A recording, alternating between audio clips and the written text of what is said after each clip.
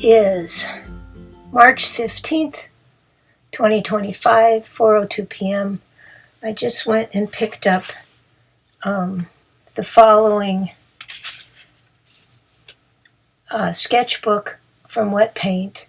This is a Handbook Journal Company sketchbook. It's got 140-pound watercolor paper in it. It's the 100% cotton fluid. And fluid makes a student-grade paper, which is just called fluid, and it is in the wire-bound books they make, and I think probably the original 90-pound sketchbooks like this that they made. And then they did a 140-pound paper. I think that was also the fluid, but I don't know.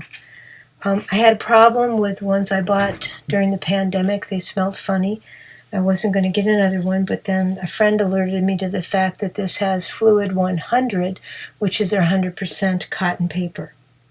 And that paper is also one of the few remaining gelatin-sized papers, so I thought it was worth the extra expense to at least give it a try. So, and it has the blue, or the violet flowers. The 140-pound paper has blue flowers, and then I think the original ones have red poppies. But anyway, you're looking for 100% cotton if you want to see what I'm doing. I always leave the first page for a title page. I'm going to sketch with the Sakura Pigma Professional Brush Pen FB, which stands for Fine Brush. Or maybe I'm going to use the Tombow Fude brush, and this one happens to be the hard tip. And I've got a bunch of these sitting around. This is, again, the FB. And I'm just going to play with, which ones and see how they're marking on the paper and so on. It doesn't look like the paper I get in my packets of Fluid 100. But that's possibly because this is cold press and I get the plain Fluid 100, the hot press. So we'll see. I have to hold this a little bit up here, so I'm going to go a little wonky, but we'll see. I have a reference from earthsworld.com. It does fairgoers, photos of fairgoers. And I've got a crack on my finger. I'm just going to go get a Band-Aid because I don't want to get paint in it. I keep my scale down.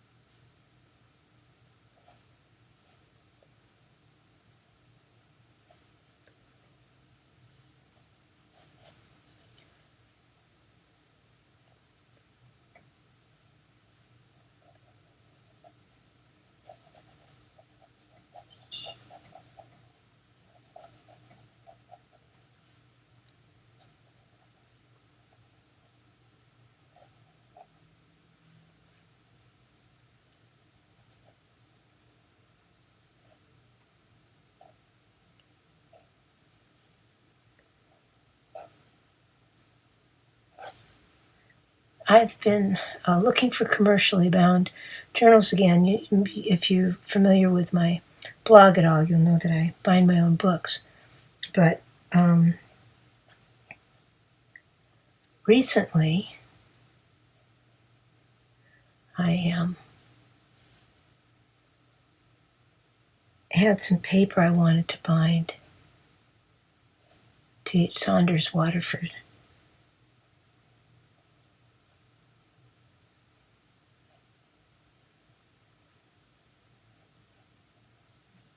And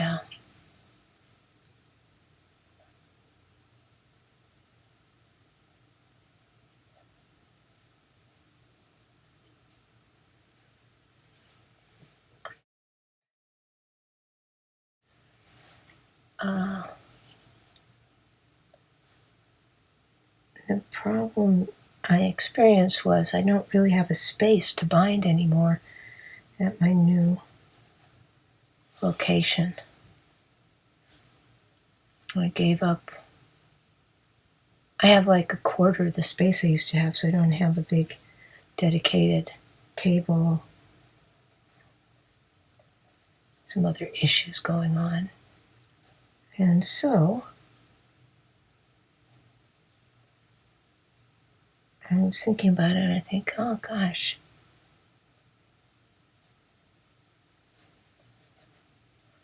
I don't know that I'll be binding much anymore.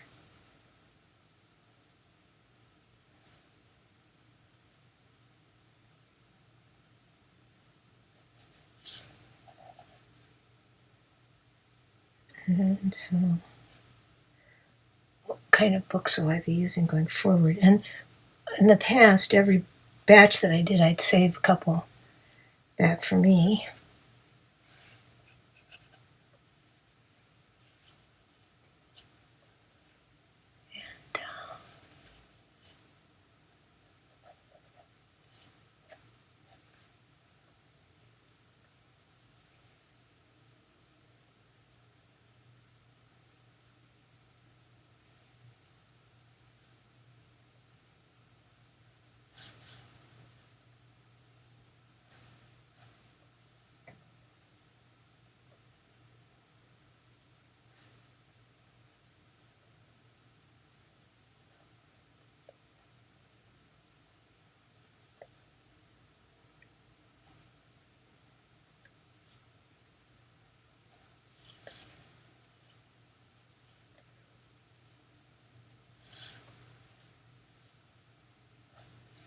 So I've certainly got a lot of books. There are some books that I kept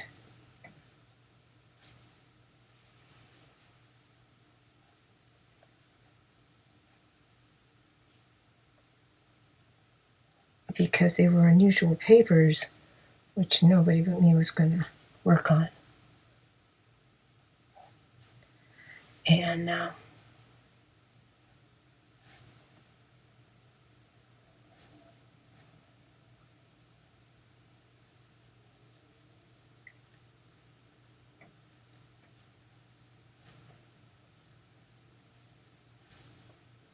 so I'm not. Don't worry. I've got plenty of books, and I have.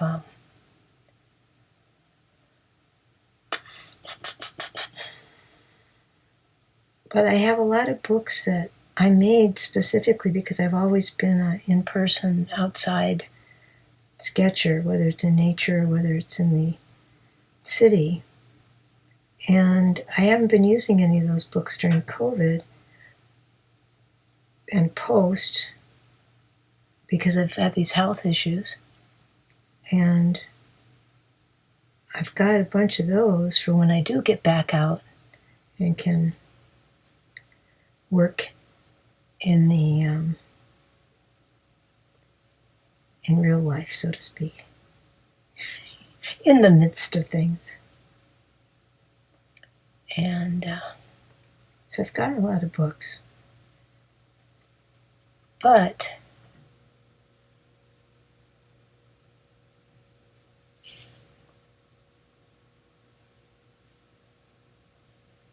there's a lot of lines on here. And anyway, I'm digressing. So I am on the lookout for a book that is commercially made. And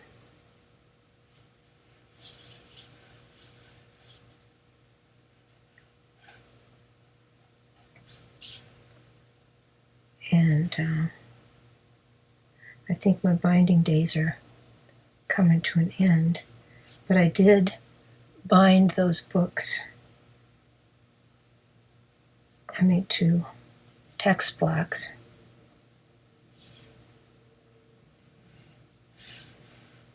I love this guy's neck. It's really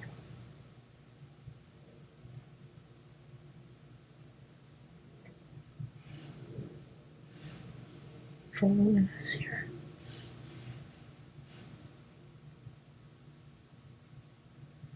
It's got a big knife scar here. Well, I'm assuming it's a knife scar. I don't know. And part of me is resisting this whole time while I'm talking. I don't want to outline it. I want to paint it in. And you know me, I always put lines in and ask questions later. And I don't want to do that. But we're going to put some little bits of stuff here to remind me.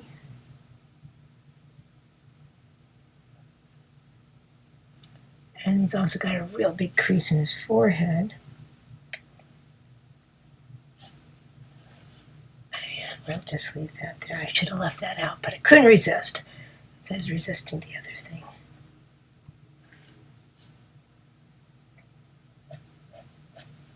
Yeah, I do like this paper. I don't know how it's going to paint yet. I don't know if it is the same as the stuff I've been getting in packets and pads, but it's I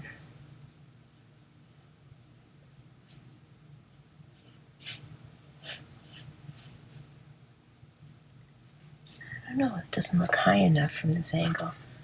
Looks too. I don't think I gave him enough forehead.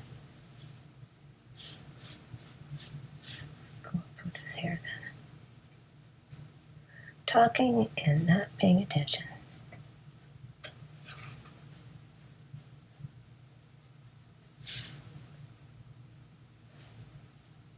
He's got a lot of product in his hair, so he's getting nice.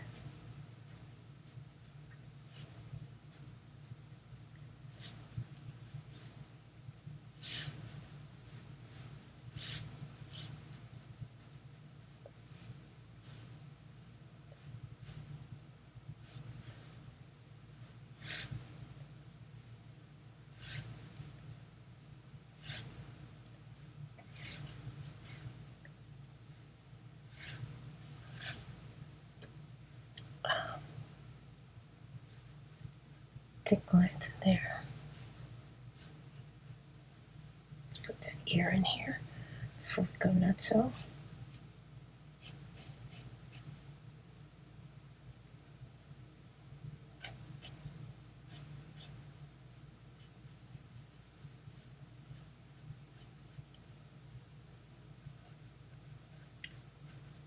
Reminds me of all the guys I used to see downtown in Chicago in the 70s.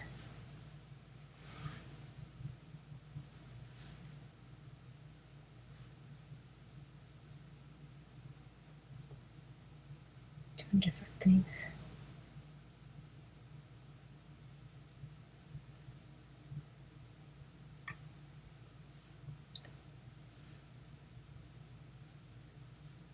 Gotta do something with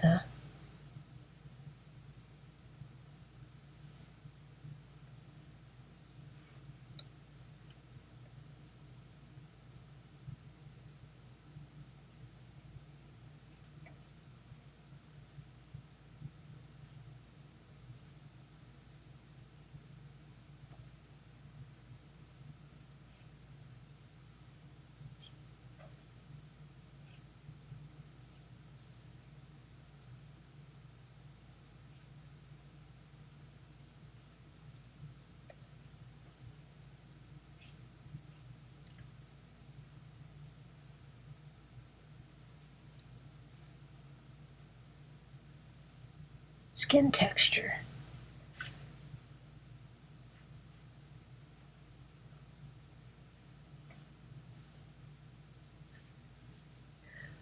A lot of interesting things going on with the skin texture.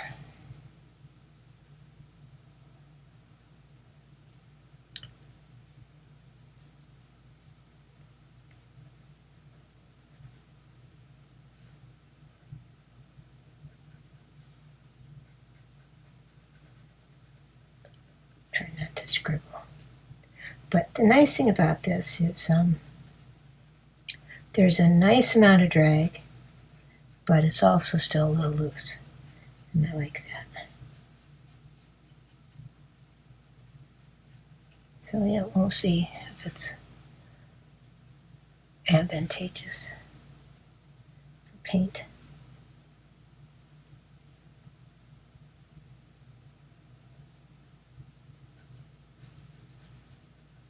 I want to get some of this in because I'm not going to paint opaquely on this. And I want to hide some of this extra line I have up here. And if it's wonky, it's wonky. The main thing I want to do is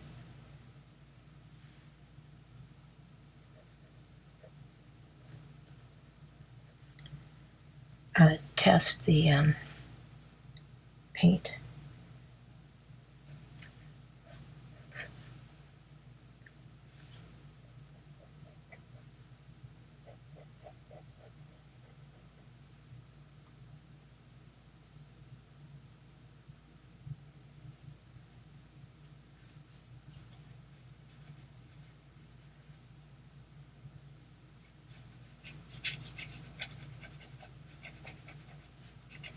Be careful. Draw that carefully. Not gonna.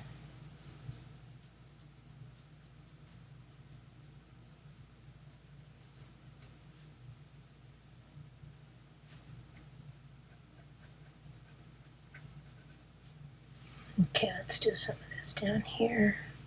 Got that there.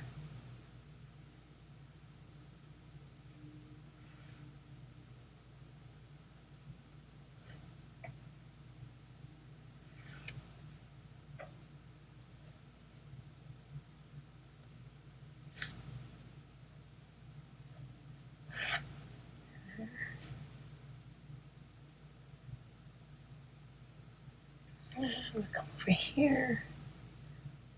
There's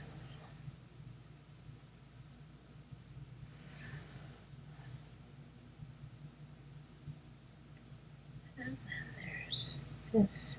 We'll leave the chain off his neck. And I don't have the space down here for the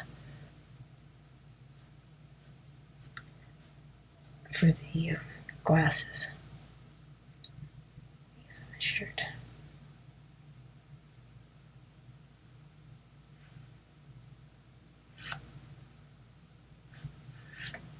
There we go. Can't remember when I started.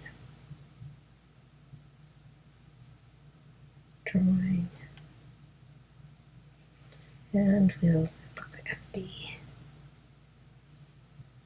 And then let's see W so I remember. I just want to advocate for 2 containers of water when you're drawing at home.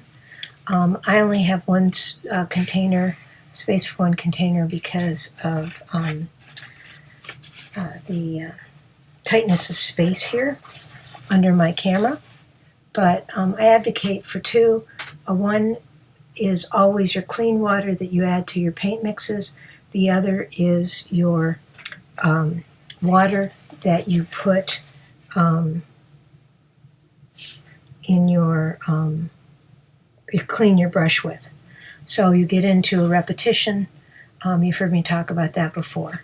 But then people have told me they get confused because they come on and watch me review something and I've only got 1 tub of water.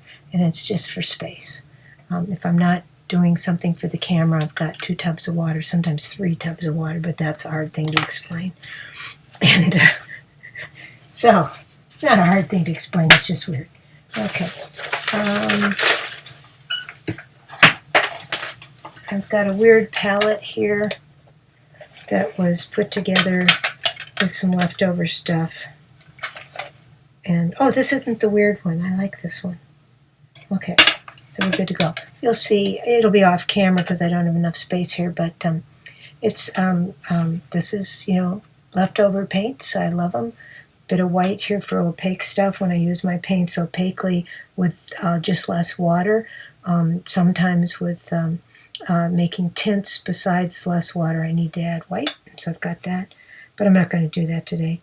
And then I've got my yellows, my oranges, those go into my browns, which go into my reds, which go into my blues, purples and then blues, And that's more blues here, going here into my greens. And this is my favorite green, which I use instead of, was pointed at it this way, that I use even instead of yellow, and a lot of times now I just love it, which is that green gold from Schmenke. All of these are Schmenke factory-made pans, and I just love the way they re-wet. So that's that. That's what that is. So it'll be off to the side, and I leave all these little bits mixed. Sometimes I use those again. When it gets really bad, I mean, this is kind of a mess. I probably do need to clean that because I need some clean space, but so we'll do that. I'm going to take an old brush, just an old snap round from Princeton. Oh, that isn't a snap round. That's a golden fleece from Cheap Joe's. And it's pretty worn, and I'm going to take and clean off one area here. See, now I've already got dirty water. Now, even when I clean this off, I'll show you this here. You can see it's still stained yellow, and in that right side. That's not going to come up in my paint mixes. I'm not going to scrub that out. I've got students who go in with those Mr. Clean scrubbing pads, and they scrub in there and they get them all clean. That's not important to me. I just don't want, I want a clean area to mix, and my eye will be able to work out. If I don't have a completely white background, I can still work things out with color and value. But those scrubbing pads have tiny bits of abrasive cleaner in them, and so they're actually scratching up the enamel, and you're going to have increasingly difficult issues with it. So I don't know. I'm torn as to whether or not it's useful. I'm going to put this here just to protect this page for something in the future. I don't want to put my palette there because I tend to slop over on things, but let's see what's that. Oh, I could have got a project where I'm sketching beans. And I could have done some beans for you today. Maybe we'll do that next. This is my favorite brush of the moment, but it's been my favorite brush for the last, 20 years. It's a Kilimanjaro from Cheap Joe's, precise nylon, oval. It's a 1/2 inch. You can see it's shaped very much like a filbert, and that it's flat this way on its side, and then it's got this bowed edge like a filbert. And this is a filbert. It's a little flatter. This is a snap filbert. And then it's got that bowed edge. I really like these brushes. This one probably holds a little more liquid, a little more water, a little more paint. It's really good when you're doing the backgrounds and you have a lot of saturated paint and you just want to push it around. It's a nice stiff bristle, which is what I like. Yet it's still soft enough to use transparent stuff. Transparent paint moving around. I've also got a long round, Princeton long round Aqua Elite, which I'll probably use. Although the tip is unfortunately getting a little kinked up. And then I've got this silver ruby satin monogram liner, which is my favorite fine brush. And then this is just no brand that I got for like 99 cents, which I use for some fine work and scrubbing and who knows what. But they were out already, so I guess I'll go ahead and stick with them. Off to the side, you can't see that I have a whole bunch of palettes that I've been using, and a lot of paper towels that are sitting around all covered with gunk, because palettes were sitting on them and so on. Okay, so I have a little mister, and I'm going to spray my pans, and usually I do that before I start sketching, and then my paints are all soft by the time I want to go, but this isn't going to be too bad because Schmenke paints re-wet really quickly, and I'm not going to work opaquely, so I don't have to have them get really mushy. Sorry that the light and everything is over. Maybe we can move over here. I just realized that it's in the dark area of my...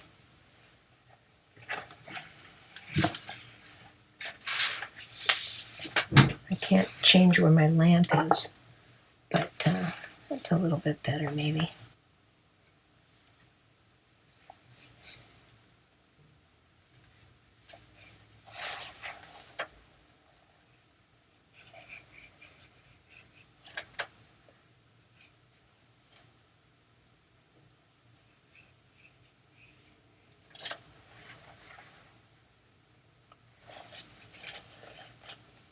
Down a little bit.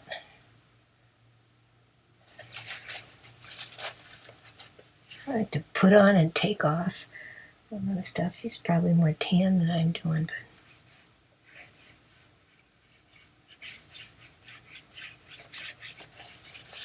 but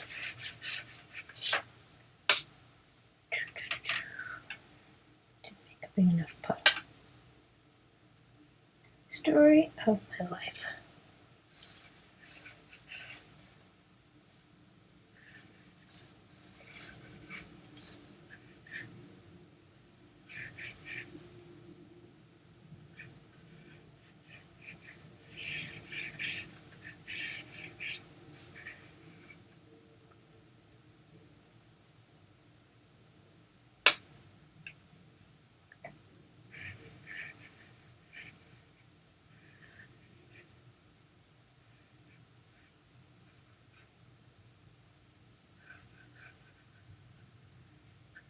Yeah, my pen's not picking up on the paper, which I expect from the normal Fluid 100. So that's good.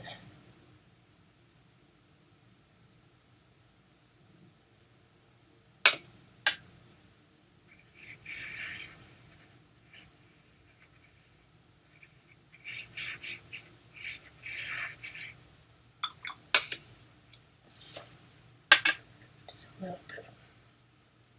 That's Saturn Red, which is an orange color I use quite a lot. It goes with my reds that I use. I'm going to add pink over here now.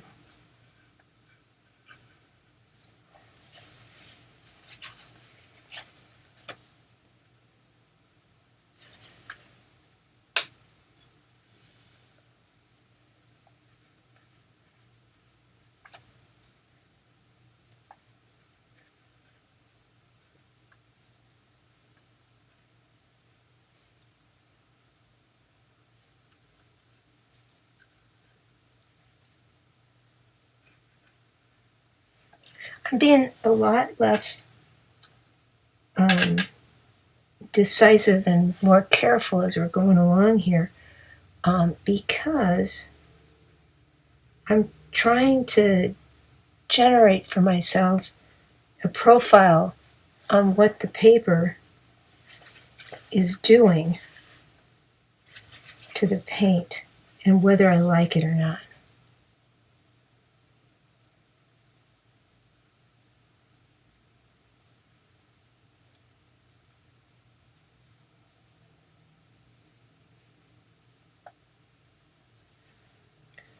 So if all goes well,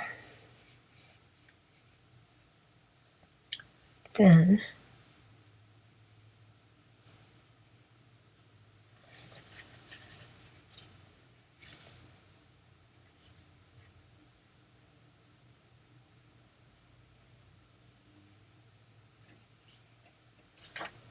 this will be a book that I would buy and use. So we'll see.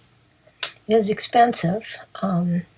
I got mine at Wet Paint, which is my local independent art supply store.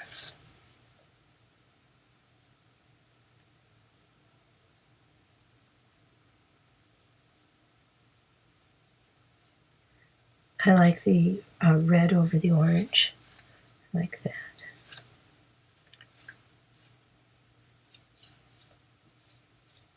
That's too wide there.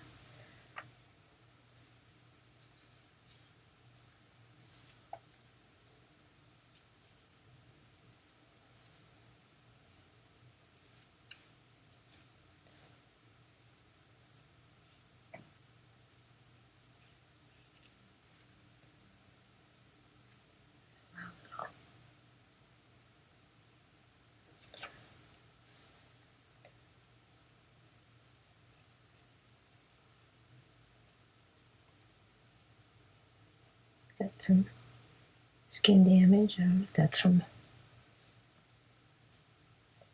just having naturally wide pores or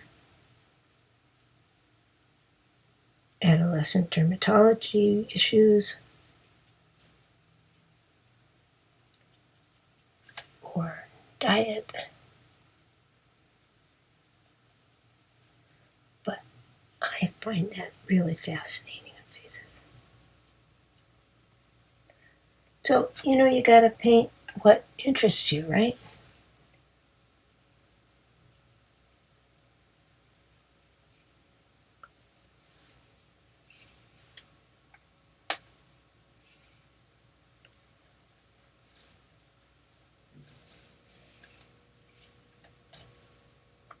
And I was just talking about this with a couple of art friends, thinking about, the colors that you see underneath the colors that you're working on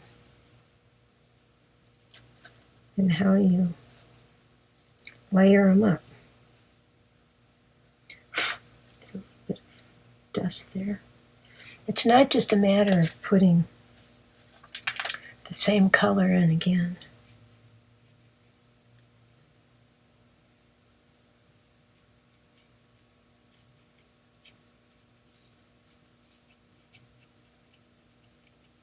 You have to do something to neutralize that color, to put it in shadow.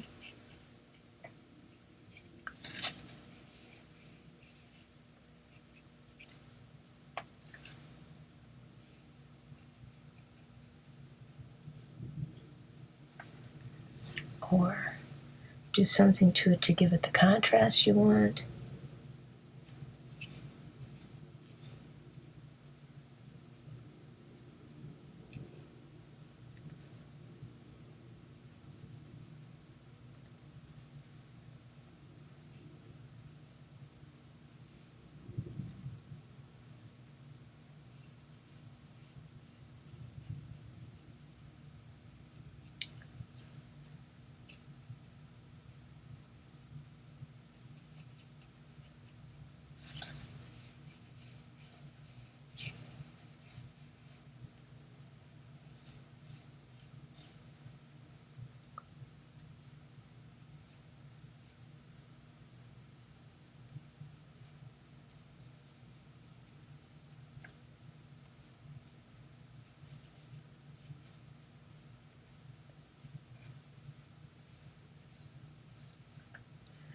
And some of this, you can let the paper do the talking for you if you're using a paper that has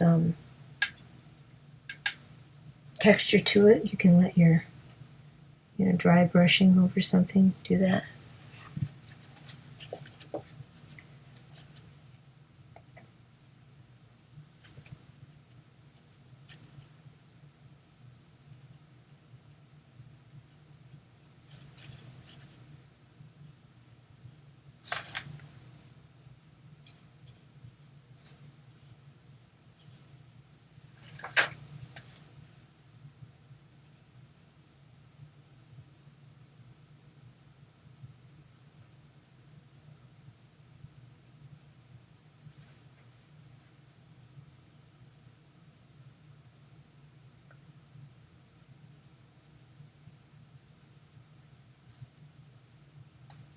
So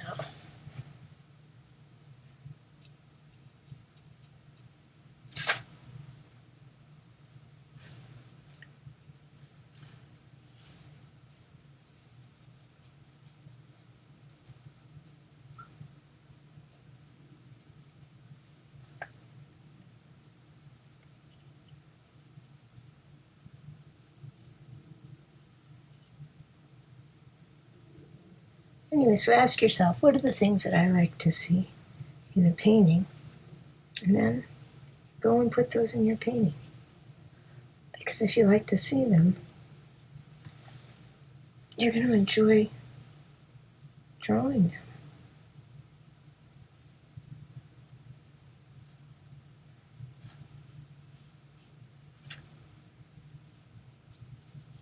So right now, just as an update for you, I'm really enjoying how quickly the paper dries. Yes, I'm bouncing it with a paper towel and drying it a little more quickly, but I'm really enjoying that. And so, you know, right now there's lots of pluses. Just going to put a light layer in here for the hair.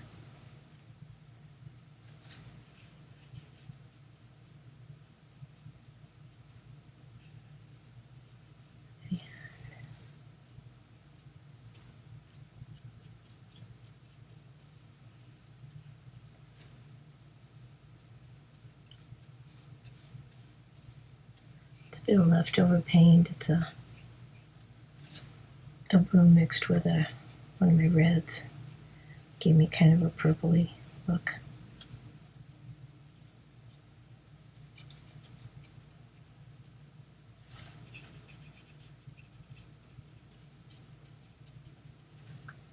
Now I gotta do something with the shadows. I tend to go pretty wacko with my shadows and get a darker blue in there or something and neutralize a red.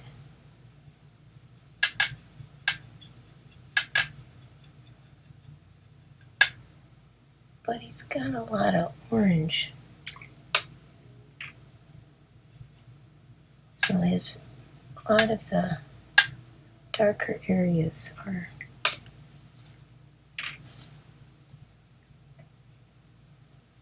more orangey, and this is definitely more orangey. So let's just put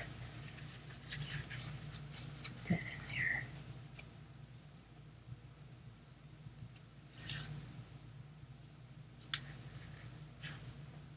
And I just have to trust myself that I can build up the stuff around it enough. We'll see.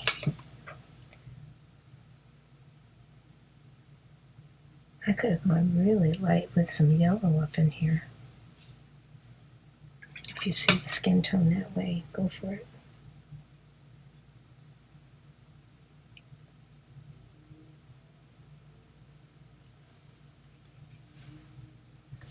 I don't like that. Stick with my plan.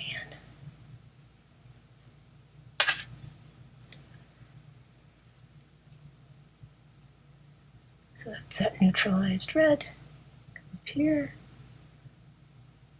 Come down here.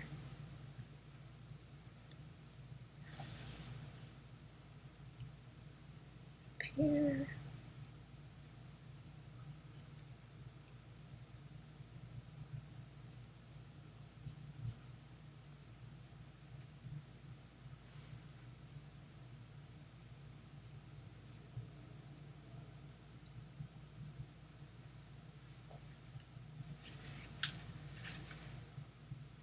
I don't know how this paper's going to lift off, so we'll see.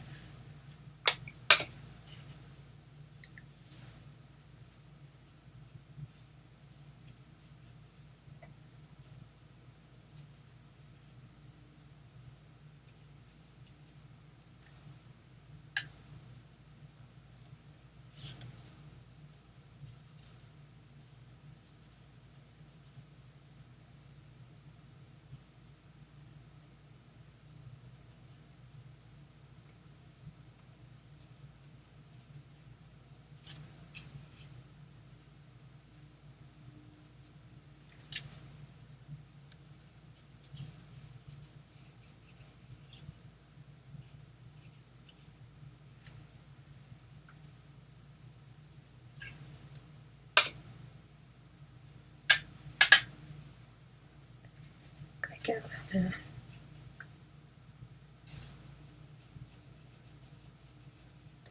makeup there.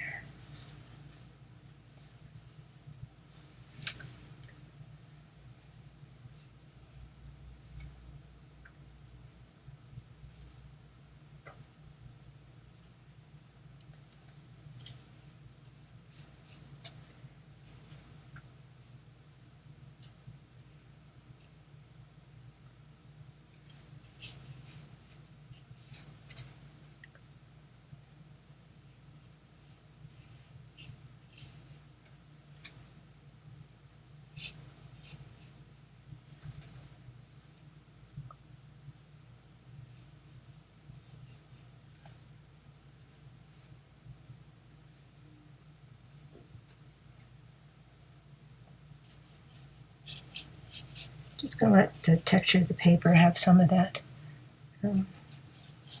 influence there.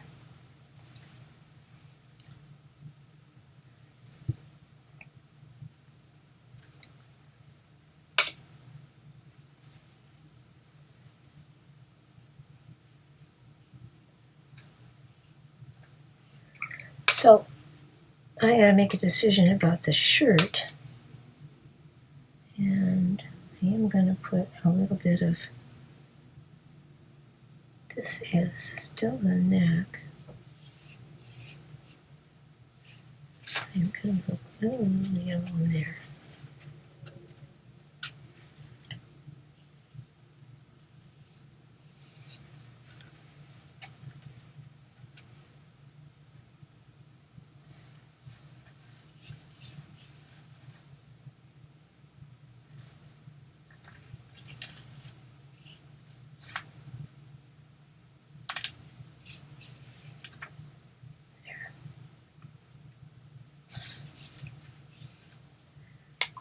So now I'm going to do something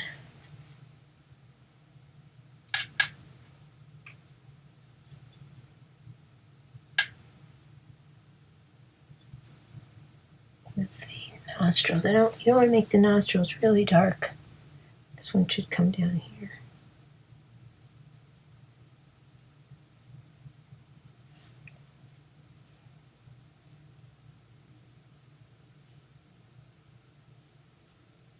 Because they'll just be like a black hole into the portrait. You want to have that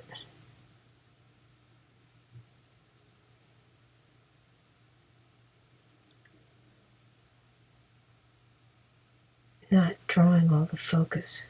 And so it's also warm in there because there's a lot of vascular stuff happening there. So if you go with a darker red, I'll put some blue in there eventually, but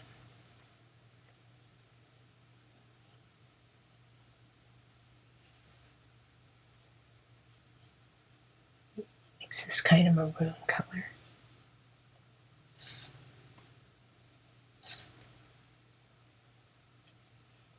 And again, this is way more slow than I usually work, because I'm trying to think about what does the paper do and am I liking what the paper does.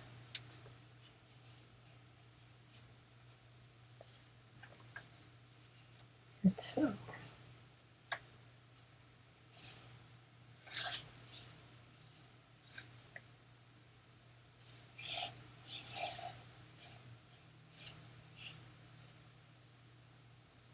see, he's got this thing because of the way he put the weight on in his face. There's a line here that goes down to here, and this comes up.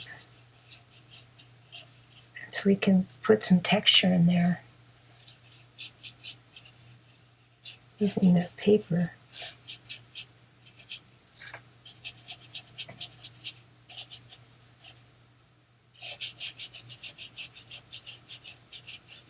That's just how much you want to do with that. But this is dry now down here, and I've got that little bit of yellow, so he doesn't have as much yellows in his, or red is in his face there. And I'm going to give him a green shirt, just because I like green. It's that green gold that I love so much.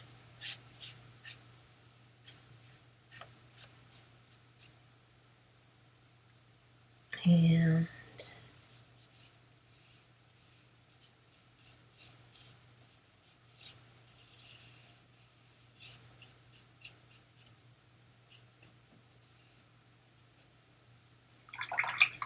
just for grins, we'll take some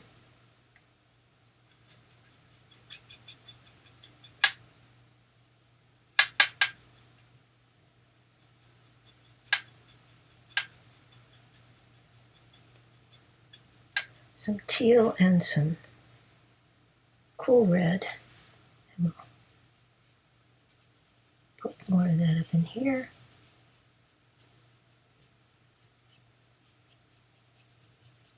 While that's drying down there.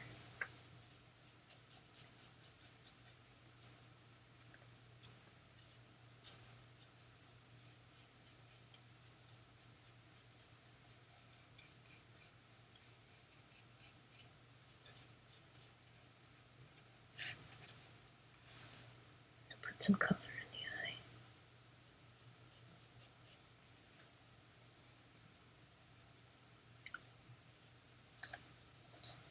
the eye. Okie dokie.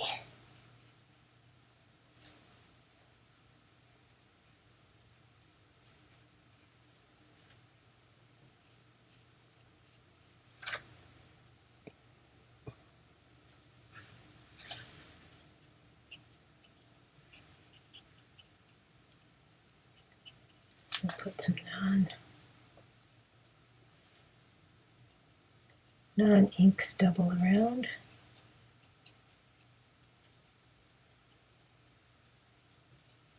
Probably would have been better to have all of this be non-ink stubble.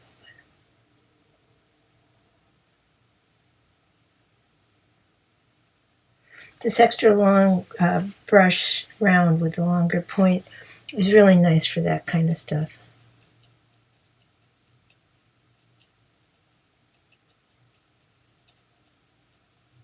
But it does take its toll, so you're going to run through the point.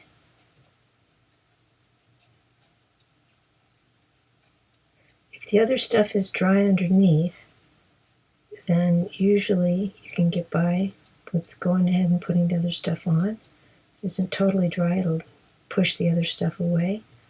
But I say usually some papers, even if you're very light with them, they're still going to pick up the paint. So you'll have to experiment, but that's the goal.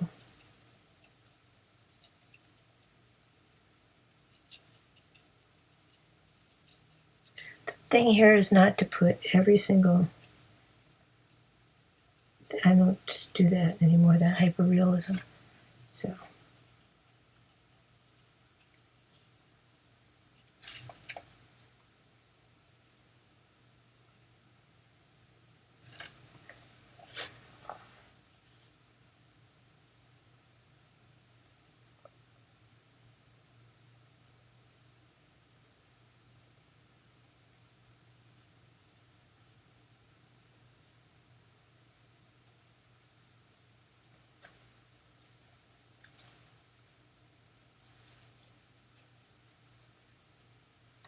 oops, didn't want that out there.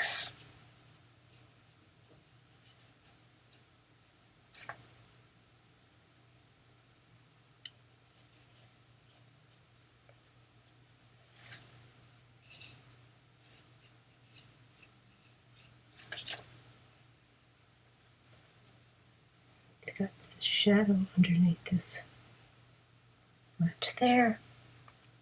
And there's little bits of striation through there, but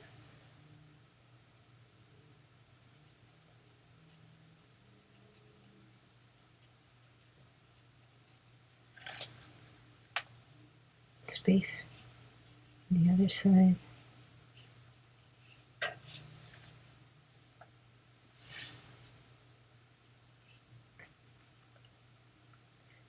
saying that's going to be successful, but it's an effort.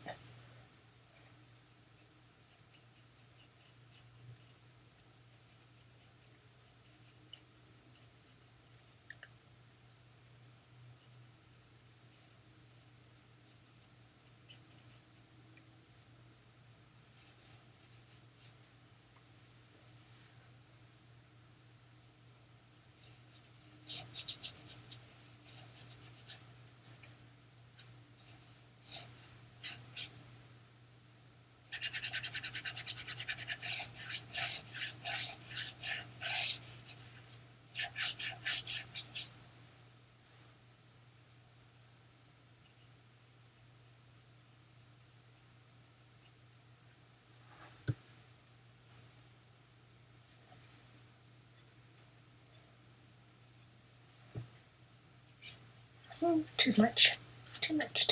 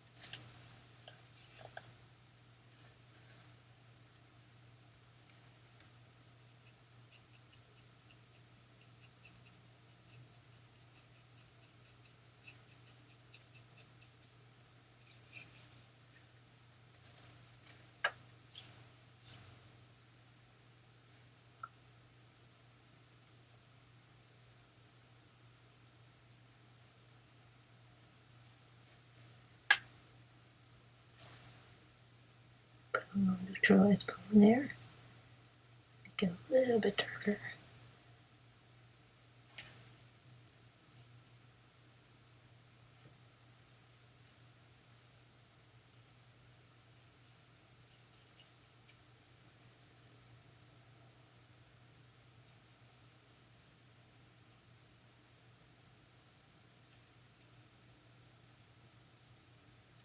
For my areas to put contrast in.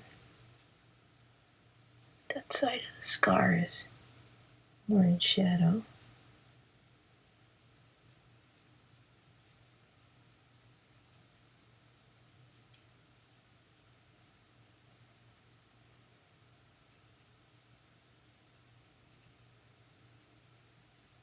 It's a little bit lighter over here.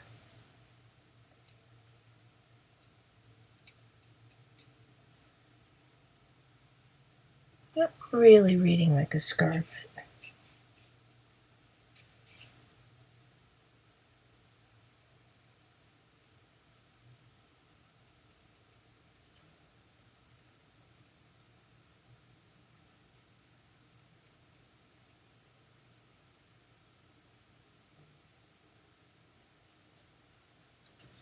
let's see.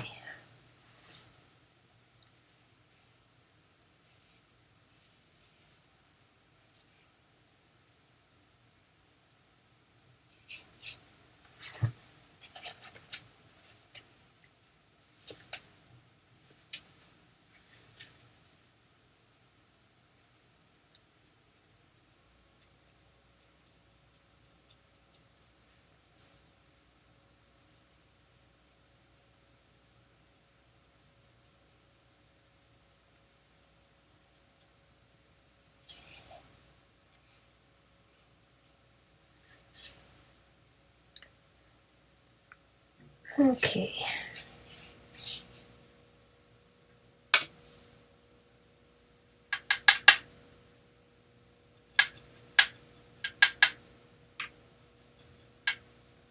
So I made this neutral out of a brown, out of an orange, and a PB60, and I want it a little bit darker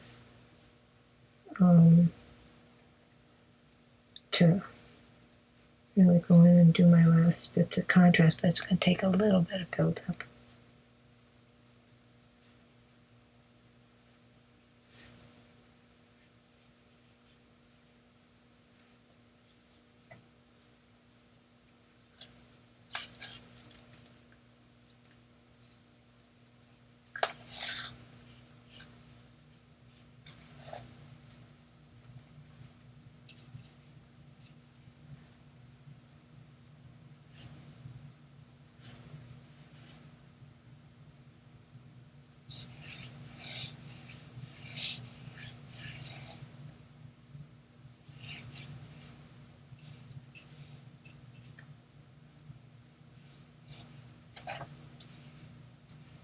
I'll leave some of that more red and blue coming through here.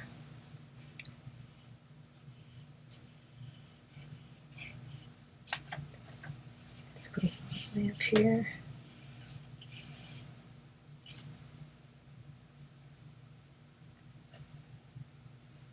That other blue pushed the stuff out of the way. That's an issue. We have to put that back.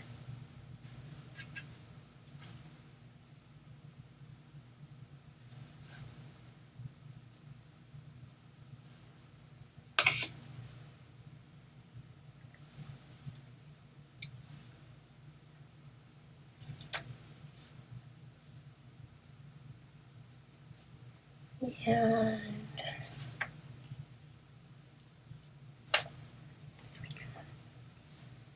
then we get a really dark burnt sienna and PB60 neutral to come up in here.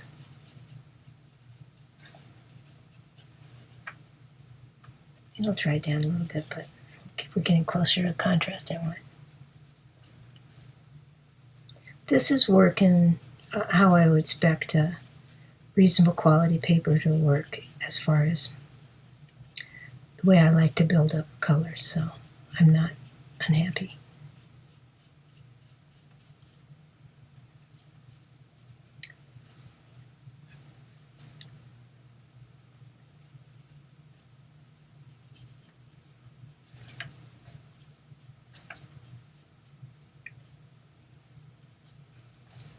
I'll leave some of those highlights in here.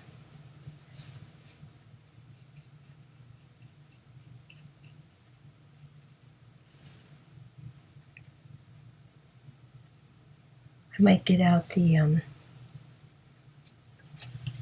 liner, monogram liner, and do these light hairs instead of with the long brush, because this particular long brush is having some issues. Get some more contrast in the eyes.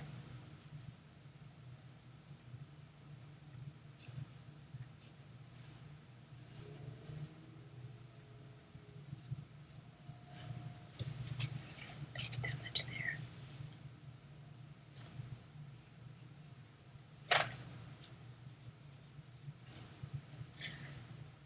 Okay.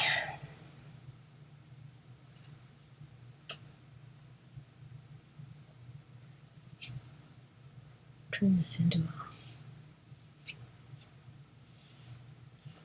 that's teal and turquoise and a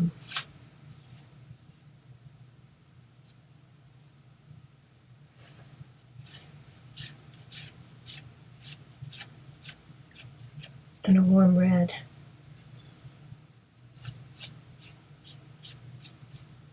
To create a kind of lavendery purple, which is neutralized when I put it over this yellow. And I want that. Kind of over there. Just think he'd have a dark shirt on like that, but I want some of it to show through just because I like that. Okay, so this isn't as colorful as I usually do because I usually just splash colors around and worry about the values and so on, but I really wanted to see how the paper would work with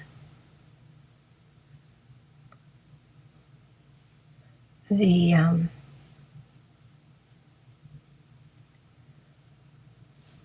just the water and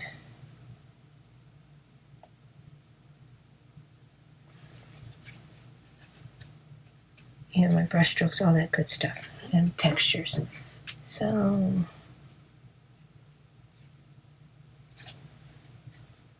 I want to work with some shadowing, and I build up shadowing down over here to lead away from the scar. And I'd have to do a lot more work here than I want to do to make that read like a scar. But you get the idea. You can put in your little bits. Keep building up the shadows and the spaces around it to create the volume. And then it'll look like a depression down from the rest of the skin.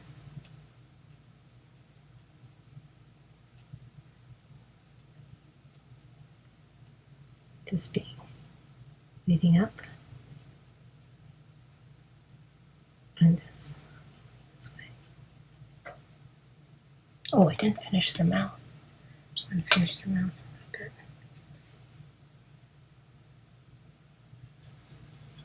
There's that lavender again.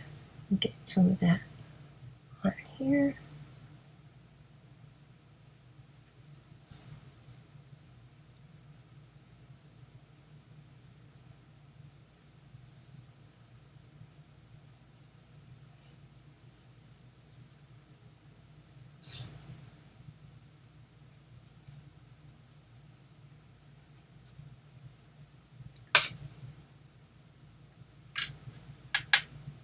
Get some of the darker neutral.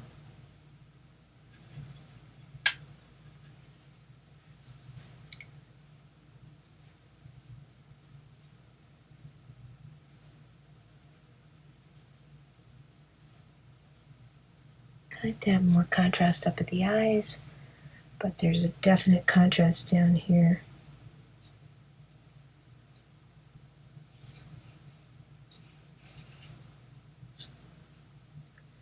hope that kind of leads it back in. Can't really see any highlights in the... Drag that down to get some strokes there because the eyeshadow or the eyelashes.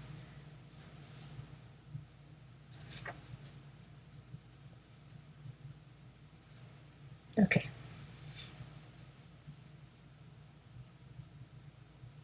So I didn't lift anything up here,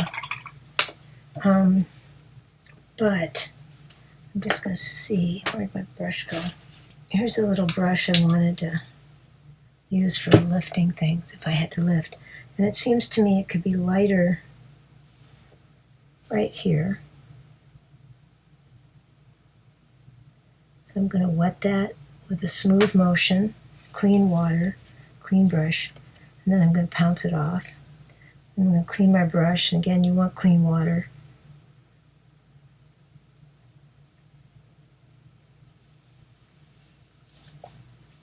It lifts up a little bit. There's a bit around here that could lift up. It's maybe not going to come up enough that you'll see, because it's pretty light around there, but that's coming up a little bit. I left that, so I just want to smooth that edge. That's okay. This needs to come up.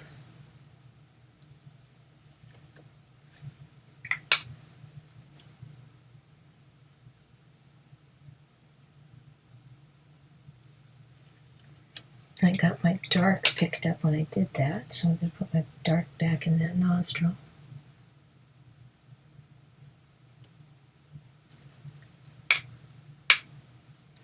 This needs to be picked up a little bit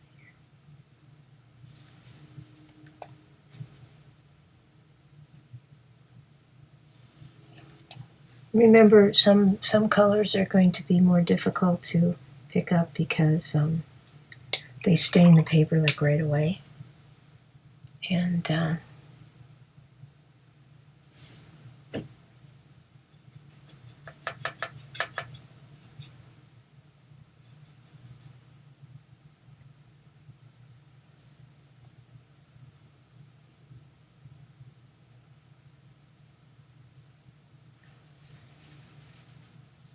others are going to be just fine.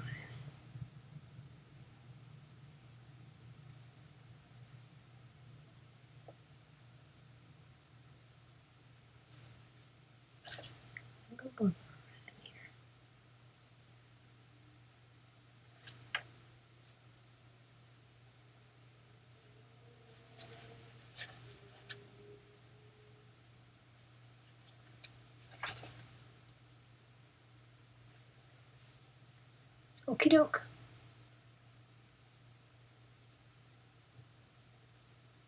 I think we're going to stop. Let me break down what I'm talking about when I refer to different versions of the Fluid 100 paper. This top pad, and it gets a little confusing, so stay with me and really pay attention. This top pad is for cold press paper. It has a scan of a Charles Reed watercolorist portrait on it. And it is one of the first pads I bought. It's in a size I don't really use much, so it got stuck away. And I know that it predates all of the paper that I'm getting now. Additionally, when I work on this paper, it works like a gelatin-sized paper. The washes glide easily on it. There's not that kind of dragging that you get with the starch sizing. And the odor from this paper is what you traditionally expect to find when you wet a gelatin-sized watercolor paper. So this is, for me, the starting point of this paper. It's why I got it. It's why I went through different pads, and it's why I liked painting on it. This is a cold press packet It's not a pad, it's a packet. And again, it's got the Charles Reed branding on it, or image, and it is from probably right when they first put out the paper, and it is the gelatin sizing that I would expect with the odor that I expect and the action that I would expect. The book that I'm testing in this review, their handbook, that paper did not give off a gelatin sizing aroma in the traditional sense. I'm not saying it isn't. They claim through the vendor that it is gelatin sized, but it does not smell like gelatin sizing to me. Other people in other factories can make gelatin sizing perhaps in a way that doesn't smell in the traditional way that I'm used to. But regardless of that, this is some of that original paper, and I used it for comparison purposes. Not everybody has paper in a flat file or on a shelf from 15 or 10 or whatever years ago.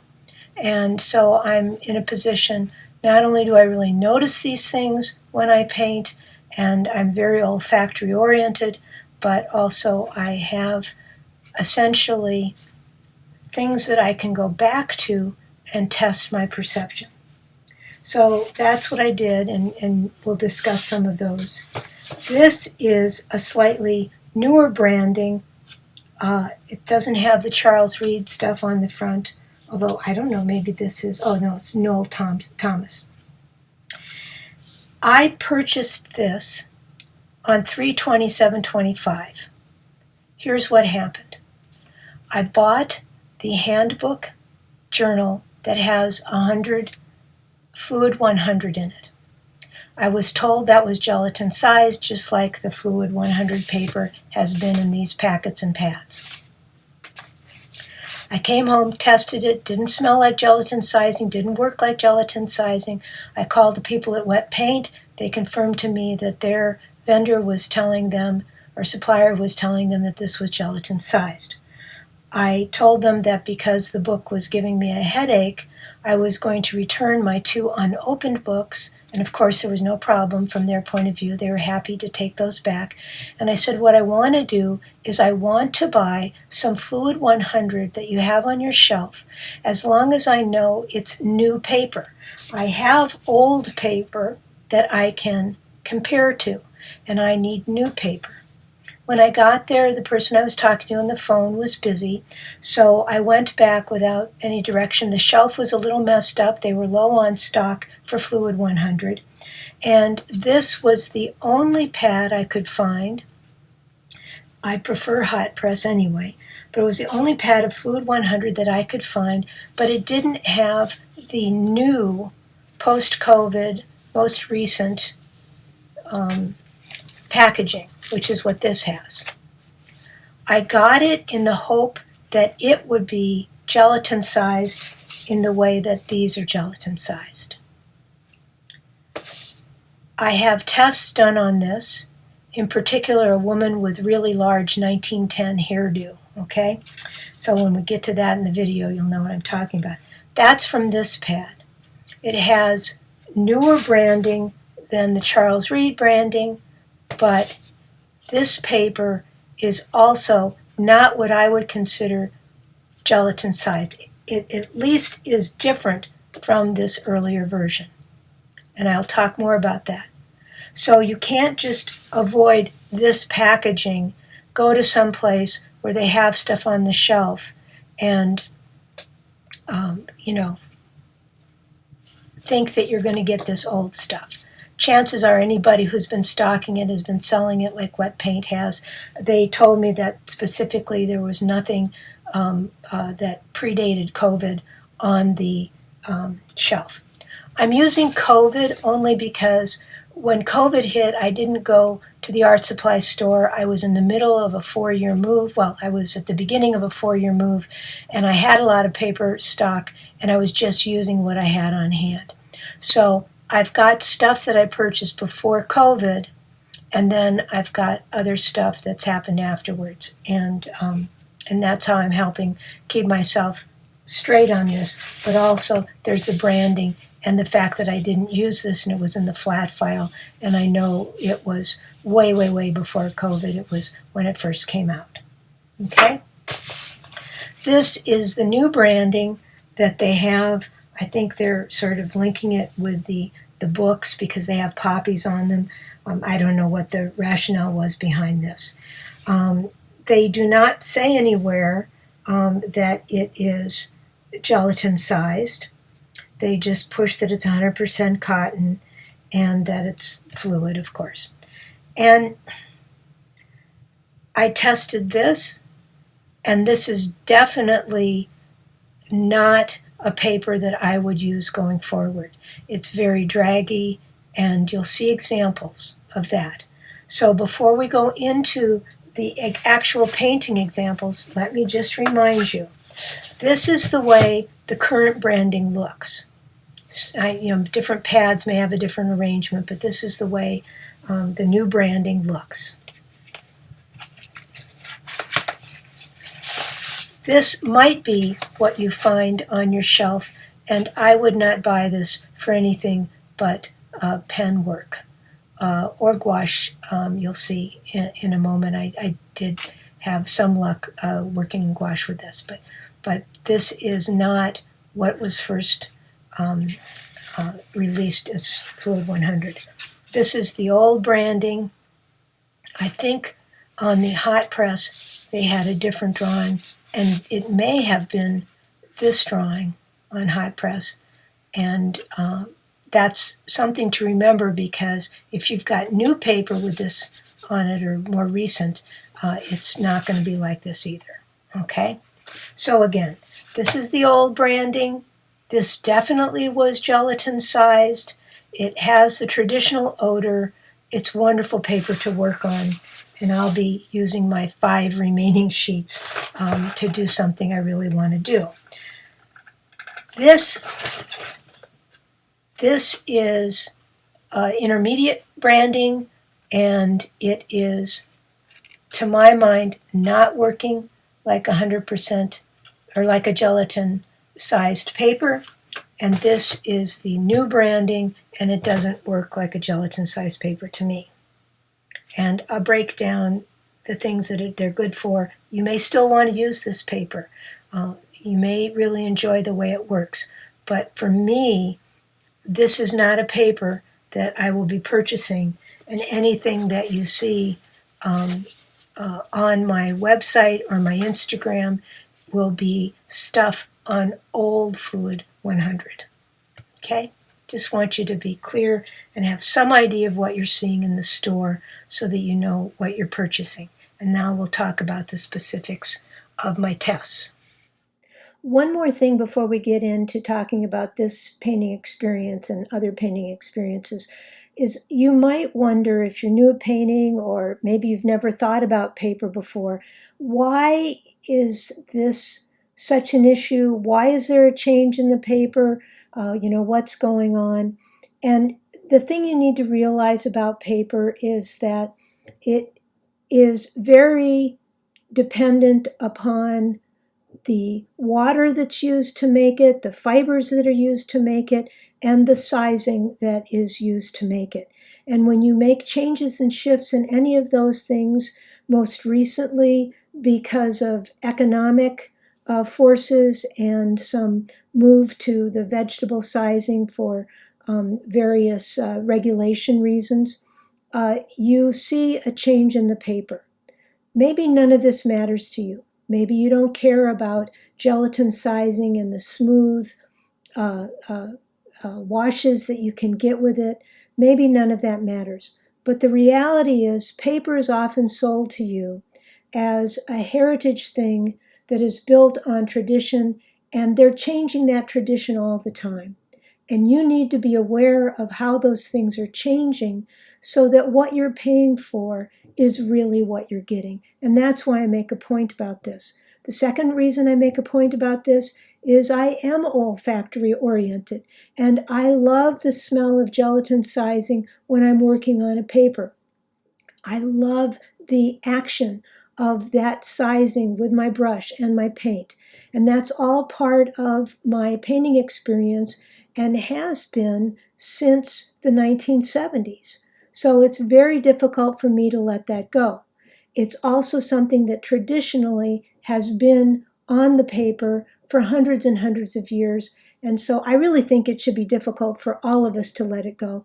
But even if we're not doing that and making a fuss about that, please, please, please be realistic about the fact that the paper you're using is not the same as the paper that any of the 19th century and early 20th century artists used.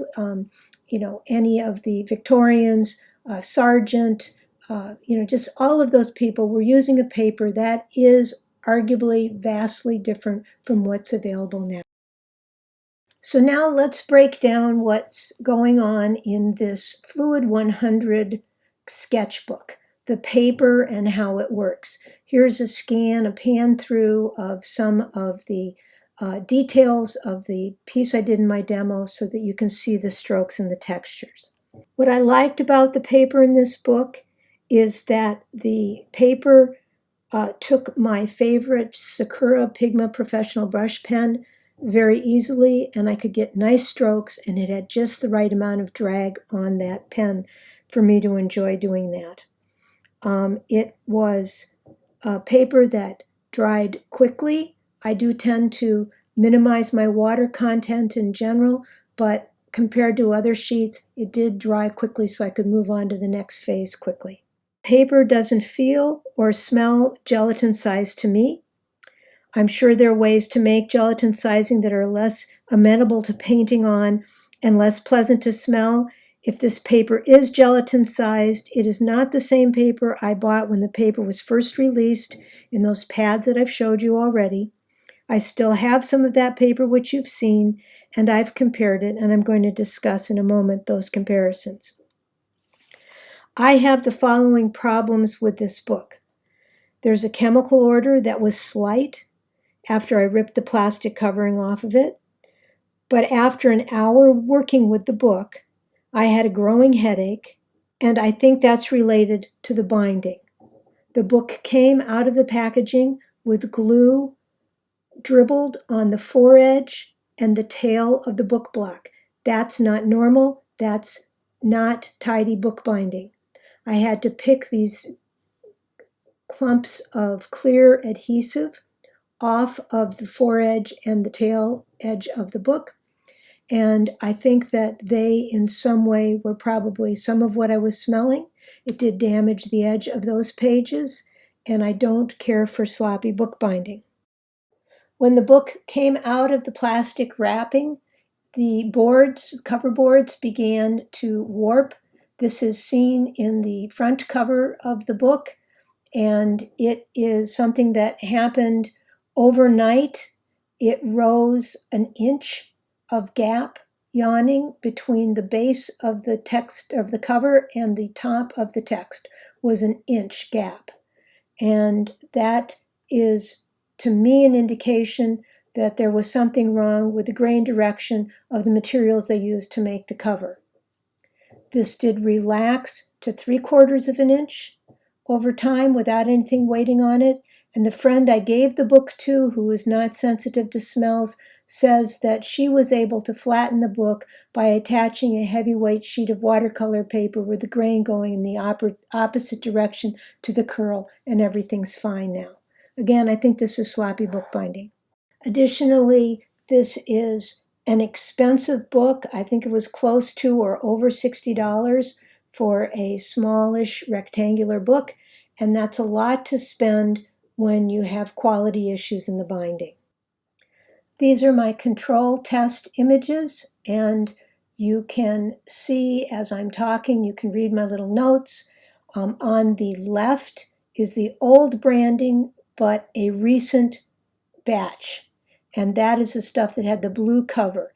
And I told you that you want to watch out because that may not have the same original gelatin sizing. It does not seem to be produced in the same fashion as my original sheets and pads of this paper. So one of the things that you can notice up at the top, this is a hot pressed paper, and up at the top where the letter A is, you see on this paper on the left that there's a kind of splotchy effect.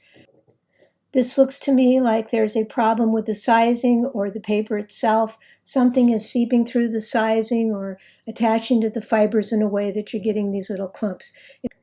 If you look at the A swatch on the right, that right image is the original Fluid 100 purchased very early in its release, definitely gelatin sized, smells like gelatin sizing. You can see my comment.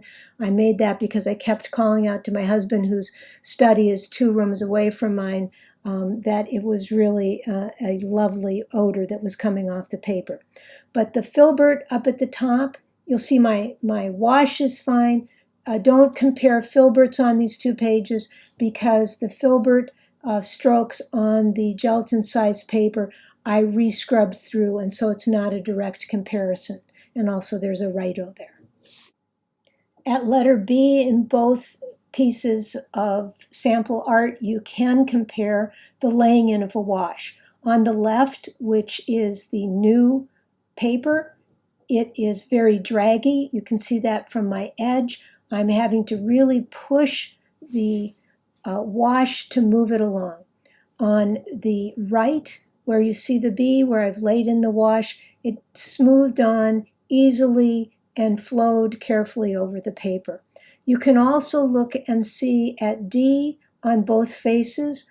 On D on the left, there's a more tortuous passage of color, and D on the right, the extra layering of color goes on smoothly and easily.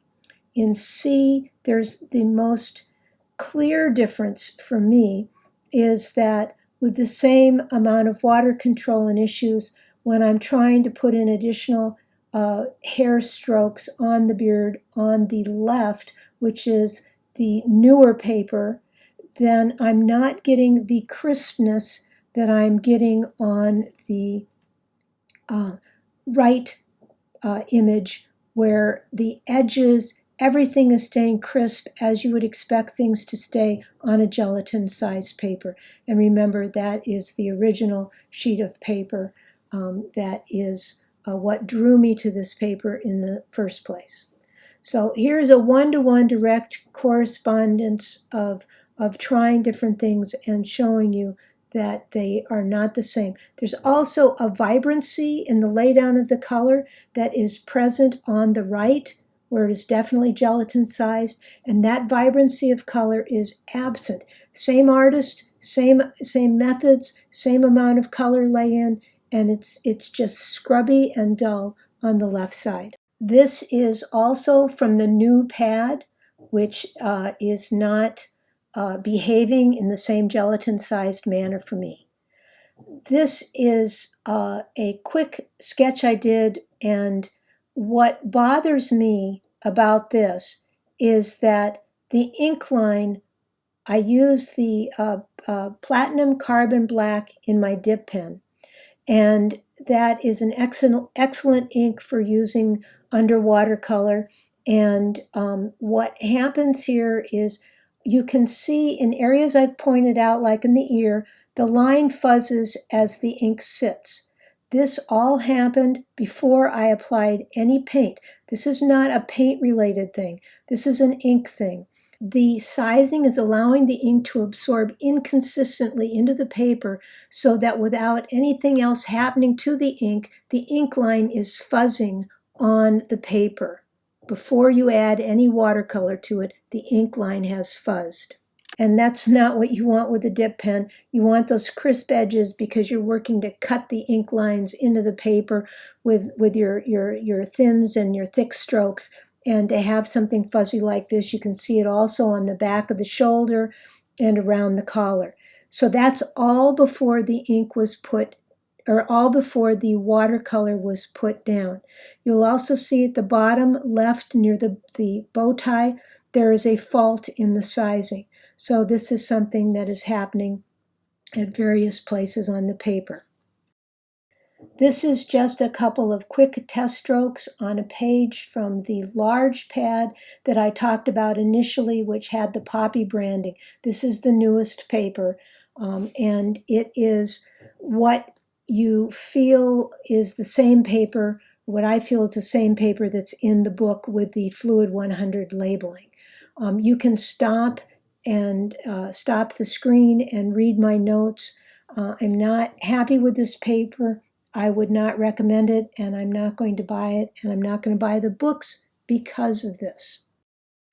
Here is a little bit of good news for people who are looking for certain kinds of papers. The good news is that I took that same square pad, which doesn't have the newest branding, but also doesn't have the odor of gelatin sizing and doesn't seem the same as the original paper.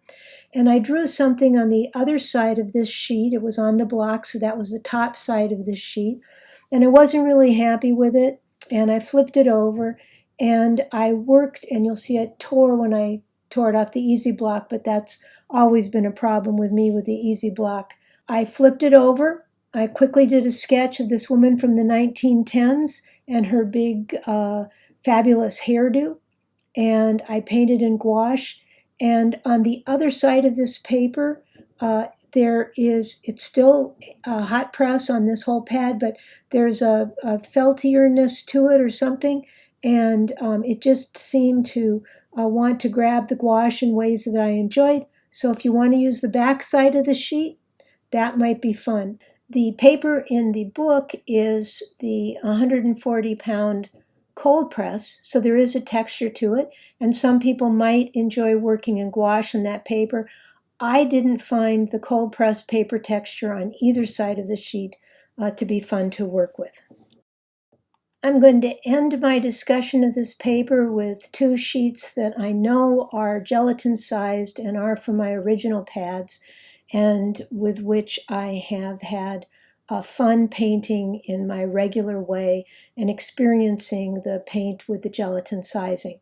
This first is a portrait of one of those Earth Worlds fairgoers, and it was very quickly done. It was the first test I did when I found that I didn't like the paper inside the book and didn't believe that it was gelatin sized. I ran and found some of this original paper and tested against it and knew immediately that the paper had changed. Whatever they were putting in the book was not the same as this paper.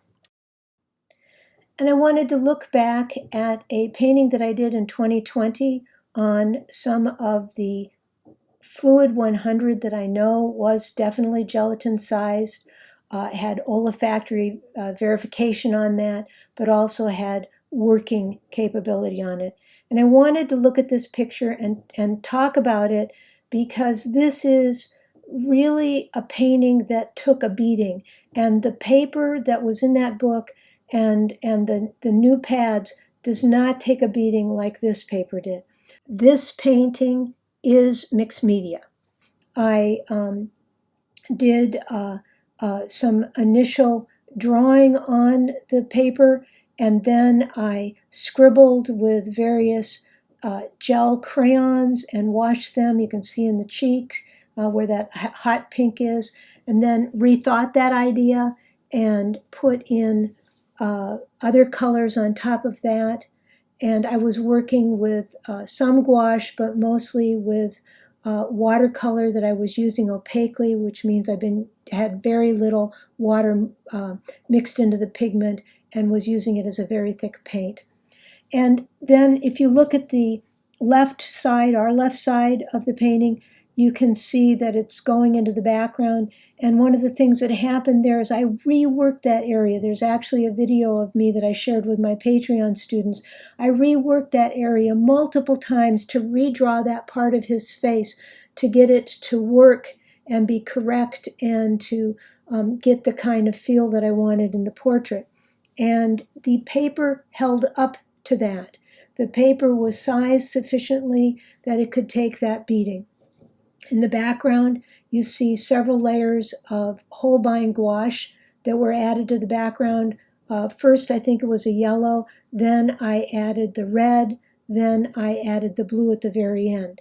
And you can also see that I'm able to dry brush easily on this paper with that last wash of blue Holbein gouache. I was able to get that dry brush texture, even though it was a hot press, a hot press paper. So my point in all of this is that beautiful papers help give us inspiration to create things that, whether they're beautiful or not, they come from where we as artists have a vision of what we want to get on the paper. And the paper enables us to have that become a reality. And the papers that I have found throughout my life that have allowed me to do that have been ones that have been gelatin sized. They tend to be sturdier. They tend to take reworking. They tend to allow washes to glide, if you're working transparently, to glide over your surface. There are no pockmarks and other irregularities. And it's just a refined piece of artwork. The paper itself is an artwork. And yes, I've been spoilt by being able to have in my lifetime some really fantastic papers. But I want to pause and have you think about what you are being sold and what is available, and ask yourself, with my working method, what do I need for a paper? You might not need the kinds of things that I need. You might not care that your paper is an olfactory sensation of delight. You might not be bothered by chemical smells coming off of a lot of the watercolor papers being sold today, even the high-end ones. You might not care about pockmarks underneath the sizing that allows your inks or your paints to get down there and make a splotchy effect. You might not care about watercolor repelling like the Blick watercolor paper does. All of those things might not matter to you, the strength of the paper to take reworking. But for many of us, and those of us who teach, certainly, and those of us who are making works to sell and we want them to last, there's so much that matters about the paper. And I want you just to be aware when you make a choice what it is that you're really choosing. And certainly, if you find a paper that you don't care about any of the things that I've mentioned, use it. And if you're on a budget, of course, buy inexpensive papers, but then you won't be buying the book that I'm reviewing because it's expensive. And that leads to my next thing. It was heartbreaking for me to get the Fluid 100 book, having always loved the Fluid 100 paper because all my samples predated COVID and years earlier, actually, from years earlier. And to get the paper, the book, and have it not work the way that the paper I was familiar with worked. And so that was a big heartbreak because I'm at the age where I want to save my hands for painting. I don't have a setup in my downsizing where I can bind easily. I don't have the space. I went to much less space. And so binding for me going forward seems to be problematical. And if I could buy a commercially bound book, even if it was slightly expensive, because I do value my labor in making these things, then it would be worthwhile for me to buy that and to stop binding. This is not that book. I decided in the course of working with this book and putting together this video that for me, I am much happier taking T.H. Saunders Waterford paper, which is gelatin sized, and folding it into pamphlets and putting a little cover on them if I don't have time or space to do a big bind, and using those, and then just putting pamphlets on my shelf. That's fine, because for me, what's important, I loved the experience of bookbinding. I loved making excellent books. I'm happy that I had that experience. But what's important to me now for the rest of my life is painting what I want to paint and on the papers that I want to paint. And so instead of spending endless money buying new sketchbooks, which only disappoint, I am just going to be either binding again my own books or I am going to be using pamphlets that are 1 or 2 signatures of paper that I know and I love and I trust. And this doesn't mean you aren't going to see me painting on weird wackadoodle lined paper and gridded paper and all that other stuff. I still have a desire to work on not for painting papers. But I just wanted you to know that my attitude is that paper companies can change their product, but I don't have to buy it. And if it isn't going to work the way I want, I'm not going to buy it. So I encourage you to find out what it is that you like to do with your papers and then seek out papers that will do that for you. If you want a actual gelatin-sized paper, T.H. Saunders Waterford is still putting gelatin sizing on their paper. Last time I checked, Arch's watercolor paper is still gelatin sized, and Langston Prestige, or Langton, I think it is Langton Prestige, and it's the Prestige, it's not the student grade paper, but the Prestige also has gelatin sizing. And those would be excellent papers for you to try if you're looking for that in your paper.